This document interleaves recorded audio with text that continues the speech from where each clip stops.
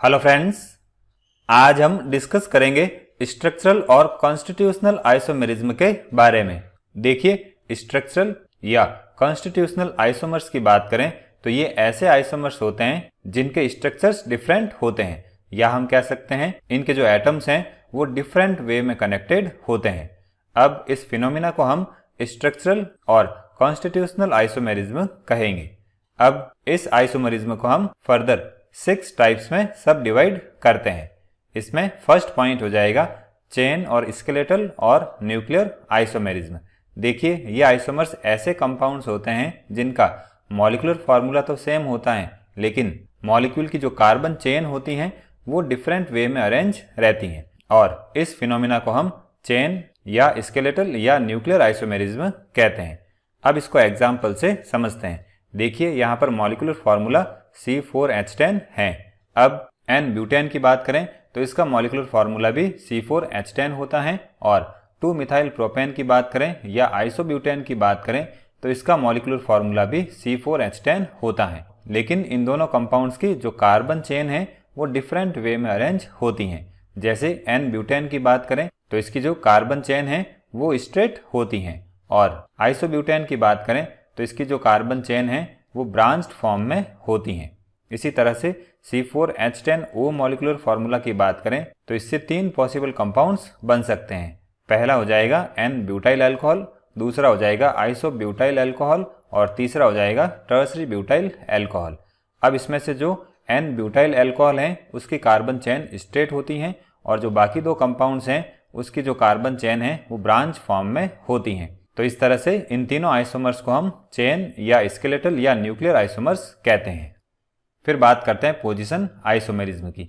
तो देखिए, अगर हम पोजीशन आइसोमर्स की बात करें तो ये ऐसे कंपाउंड्स होते हैं जिनका मॉलिक्यूलर फार्मूला और कार्बन स्केलेटन सेम होता है, लेकिन उनसे जो ग्रुप्स, एटम्स या मल्टीपल बॉन्ड्स अटैच होते हैं उनकी पोजीशन डिफरेंट होती हैं, और इस फिनोमिना को हम पोजीशन आइसोमेरिज्म कहते हैं।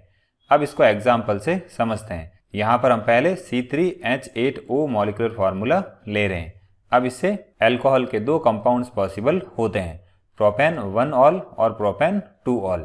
अब प्रोपेन 1 ऑल की बात करें तो इसमें जो हाइड्रोक्सी ग्रुप है वो C1 से अटैच होता है, और प्रोपेन 2 ऑल की बात करें तो इसमें जो हाइड्रोक्सी ग्रुप है वो C2 कार्बन से अटैच होता है। तो इस तरह से जो कार्बन का स्केलेटन है वो सेम होता है, लेकिन उससे जो हाइड्रोक्सी ग्रुप अटैच हैं उसकी पोजीशन डिफरेंट है। इसी तरह से C4H8 मॉलिक्यूलर फार्मूला की बात करें तो इससे एल्कीन के 2 कंपाउंड्स पॉसिबल हैं, ब्यूट 2 इन और ब्यूट 1 इन।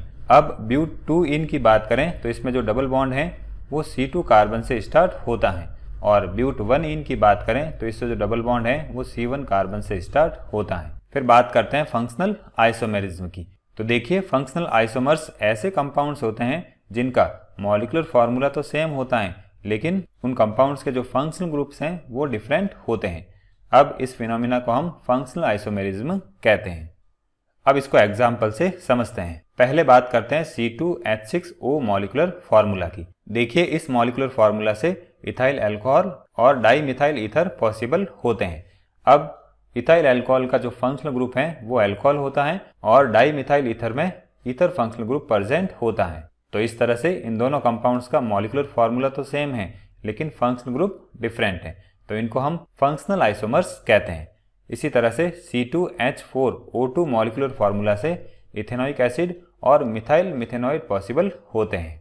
फिर बात करते हैं मेटामेरिज्म की। तो देखिए, ये ऐसे आइसोमर्स होते हैं जिनमें जो बाई फंक्शनल ग्रुप होता है उससे different number of carbon atoms या एल्काइल ग्रुप्स अटैच होते हैं।